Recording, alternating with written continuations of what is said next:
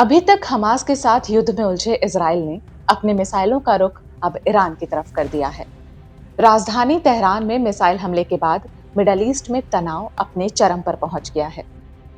इसका सीधा असर कच्चे तेल की कीमतों पर दिखा और महज 2 दिनों के भीतर ब्रेंट क्रूड का भाव $10 करीब $850 बढ़कर $75 प्रति बैरल के पार पहुंच गया है। जाहिर है, इसका भारत जैसे देशों पर बड़ा असर दिखेगा, जो अपनी ईंधन की जरूरतों के लिए 85% तक आयात पर निर्भर है। क्रूड तेल की कीमतों में रिकॉर्ड उछाल से निवेशकों और अर्थव्यवस्थाओं में चिंता बढ़ गई है।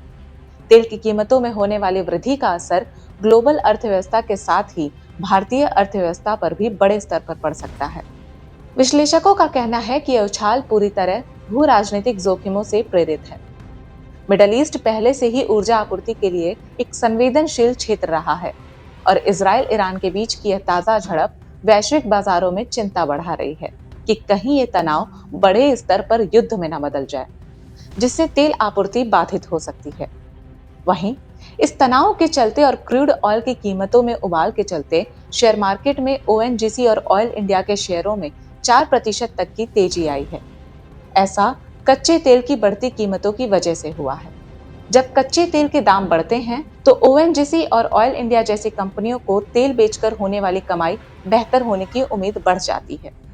ओएनजीसी का शेयर बाजार आज 251.05 रुपए पर खुला और सुबह में ही 255.15 रुपए के उच्च स्तर तक पहुंच गया। वहीं रूस यूक्रेन युद्ध और अमेरिका ईरान तनाव ने भी तेल बाजार में अस्थिरता को बढ़ावा दिया है।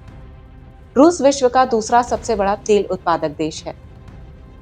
आशंका जताई जा रही है कि यूक्रेन के ड्रोन हमले तेल रिफाइनरी को निशाना बनाएगी, जिसके कारण तेल की कीमतें और बढ़ सकती हैं।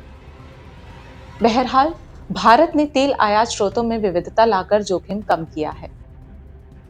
वर्तमान में 40 देशों से आयात होता है, जिसमें रूस और ब्राजील, गुयाना जैसे नए स्रोत शामिल हैं। सरकार कच्चे तेल के भंडार को बढ़ा रही है और विदेशी मुद्रा भंडार रिकॉर्ड स्तर पर है, जो आर्थिक स्थिरता में मदद करेगा। बायोफ्यूल ब्लोडिंग और ग्रीन हाइड्रोजन जैसे हरित ऊर्जा विकल्पों पर ध्यान से तेल निर्भरता कम हो रही है। पेट्रोलियम केंद्रीय मंत्री हरदीप सिंह पुरी ने भी आश्वासन दिया है कि वैश्विक तनाव के बावजूद तेल कीमतें और आपूर्ति स्थिर रहेगी। फिलहाल निवेशकों और नीति निर्माताओं की निगाहें इस क्षेत्र की स्थिति पर टिकी हुई हैं, क्योंकि यह सिर्फ तेल की कीमतों ही नहीं बल्कि वैश्विक आर्थिक स्थिरता को भी प्रभावित कर सकती है।